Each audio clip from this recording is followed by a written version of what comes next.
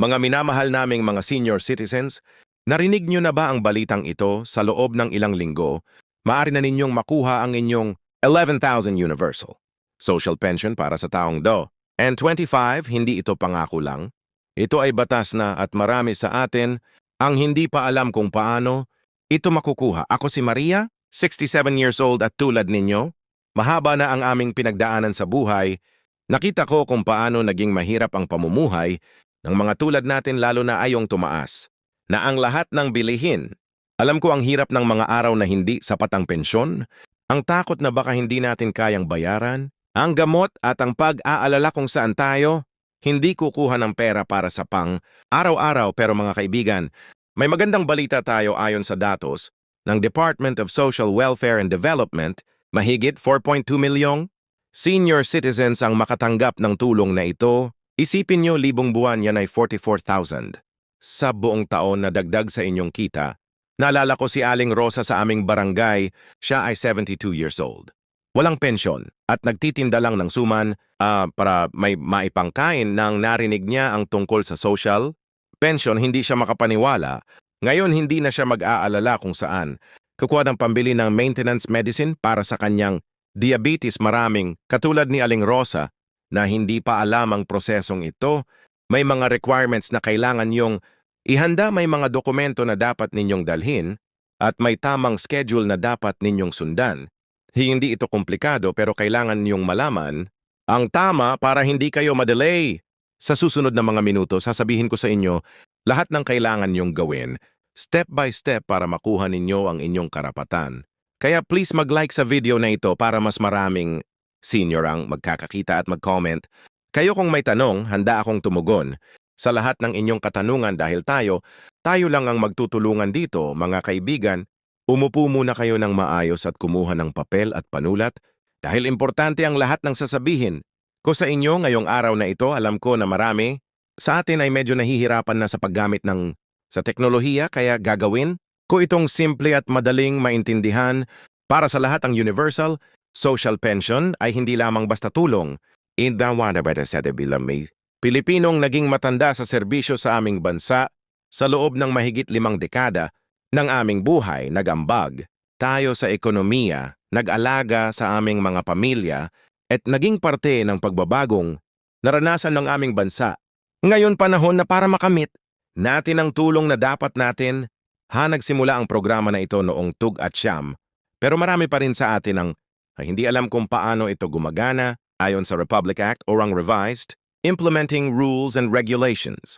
Ang social pension program, ang bawat qualified senior citizen ay makakakuha ng bawat buwan na ibinibigay, quarterly o kada 3 buwan. Kaya nga 1 fee kada 3 buwan dati, pero ngayong 2 at 25, tumaas na ito sa 11,000 quarterly dahil sa dagdag na allowances at adjustments.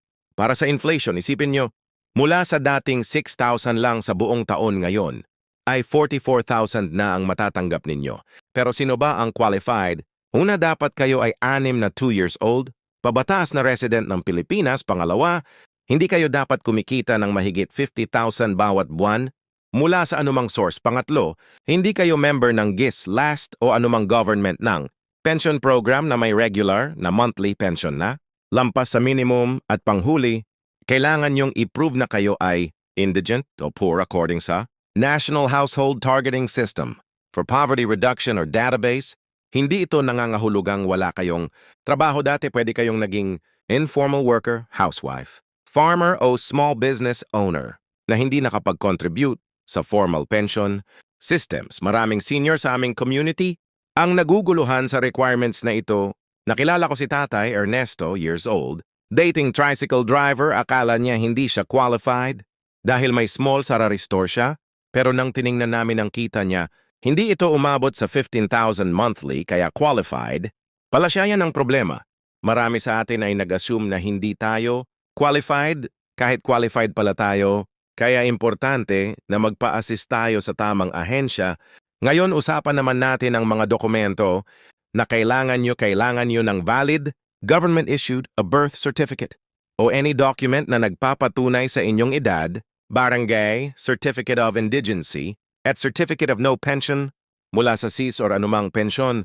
agency kung applicable. Alam ko na mahirap kumuha ng mga dokumento na ito lalo na para sa mga tulad natin na mahirap na maglakad-lakad, pero may paraan para gumaan ang proseso na ito sa inyong barangay. May tinatawag na Community-Based Monitoring System o Sadness Coordinator. Sila ang tutulong sa inyo na makuha ang barangay Certificate of Indigency. Hindi kailangan na pumunta pa kayo sa malayo. Sa inyong barangay hall lang ito. Kung mahirap kayong maglakad, pwede niyong sabihan ng inyong mga anak o mga apo na tulungan kayo, pero importante na kayo mismo ang pipirma sa mga dokumento. Para sa birth certificate naman, kung nawalan niyo ang original, pwede kayong kumuha ng copy sa Yes or Philippines. Statistics Authority, may online process na rin sila ngayon. Pero kung hindi kayo marunong mag-internet, pwede niyong sabihan ng mga kabataan sa pamilya ninyo na tulungan kayo. Ang bayad ay 3 at 6 lang per .copy at pwede niyong makuha sa loob ng 3 araw kung rush. Pero kung hindi niyo kailangan ng rush, regular process ay 3 at L. At makukuha ninyo sa loob ng 10 working days. Isa sa mga malaking hadlang na nararanasan ng mga senior ay ang pag-travel papunta sa mga government offices. Naalala ko si Lola Carmen, 81 years old, mula sa Antipolo. Nahirapan siyang pumunta sa Yari office sa Quezon City dahil sa layo at trapiko, pero may solusyon dyan. Maraming ESV satellite offices na mas malapit sa inyong lugar. Pwede rin kayong magpa-schedule ng home visit.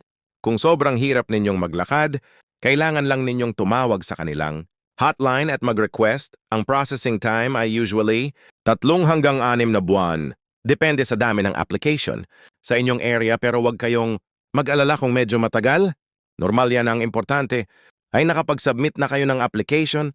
Habang naghihintay, pwede nyong ay follow up ang status ang inyong application sa pamamagitan ng pagpunta sa ESA office o pagtawag sa kanilang hotline number. Pero mga kaibigan, hindi lang sa pera nakakadepende ang aming kaligayahan.